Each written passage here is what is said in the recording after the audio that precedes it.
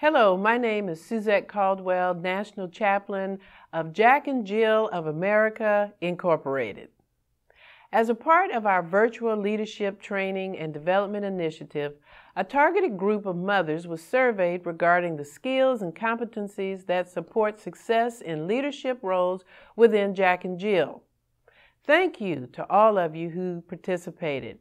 We gained valuable insight and information from your feedback.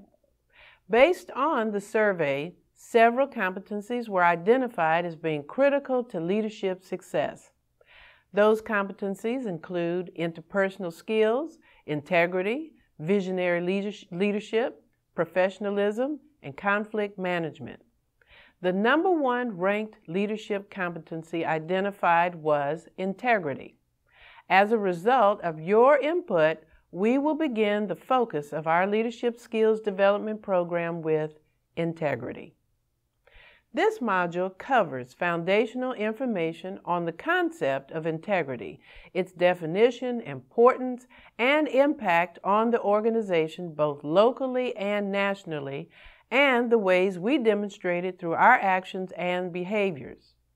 As a prerequisite, you should have completed a pre-module survey. If you have not, please pause now to complete the pre-survey questions. Integrity is simply defined as the quality of being honest and having strong moral principles, being morally upright. It is also regarded by many as honesty, truthfulness, or accuracy of one's actions. Integrity cannot be mandated or forced. There are some who would argue that statement is not correct and say that strict rules and standards of conduct create integrity. But what happens in the absence of the defined rules, standards, and the spotlight when there's no one forcing the rules and standards upon that person? What happens when it's strictly a personal choice to hold oneself accountable for consistent moral and ethical standards? What happens? Integrity happens. Integrity is important because it sets the standards of behavior within the organization, and it supports a respectful, productive environment where everyone is expected to demonstrate honesty, both in respect to personal interactions and in respect to care of duty. The impact cannot and should not be underestimated. Conducting oneself with integrity builds trust and confidence in oneself and in the organization to do the right thing, whether others are watching or not. Conversely, not conducting oneself with integrity can have an even greater negative impact by destroying personal and organizational trust and confidence and severely damaging personal and organizational reputations. So how do we identify integrity in someone's actions? Here are a few things to look for. Number one, be dependable. Show up when you're supposed to and do what you say you're going to do. Keep your promises and commitments so that others can know they can depend on you. Number two, be consistent. Be consistent in your words, thoughts, and actions. Number three, be transparent. Communicate openly and honestly. Don't leave out details to manipulate others into making ill-informed or poor decisions. Don't hide or cover up bad news. Rather, work with others to provide a solution to the problem. Number four, be focused.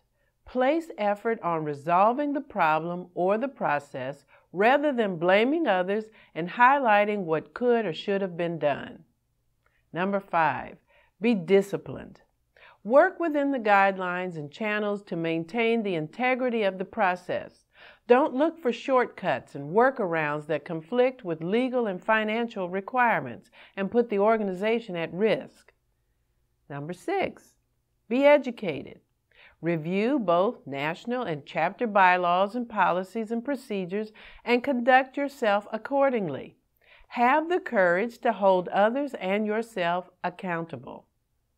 Number seven, be accessible. Maintain an open door policy. A critical component of accessibility is to maintain confidences so that others feel comfortable coming to you with personal and sensitive information. Number 8, be humble. Admit your mistakes and use mistakes as an opportunity to make adjustments and for personal growth. Follow the approach of continuous learning. Number 9, be honest. The idiom, honesty is the best policy, still holds true. Insist on honesty in all dealings since your reputation is essential to success. I will admit being too honest will not endear you to everyone all the time. However, you will build a sense of trust and loyalty. Honesty may not always be politically correct, but it is always correct. Please keep in mind, in a position of leadership, it's important that you thoughtfully manage the tonality of your messaging. And remember that it's always better to be kind than it is to be right. Number 10, be truthful. Others will not respect you or have confidence in you if they question your ability to be open and truthful. Leaders must hold themselves to a higher standard, so there should never be a gray area about your ability to be truthful.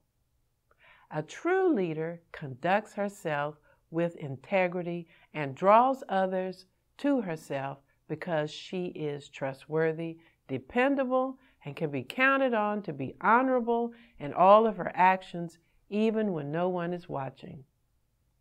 She will be respected and emulated within the organization, and she will leave a lasting legacy. A true leader leads with integrity. Thank you for your time and congratulations on your decision to continue developing your leadership skills.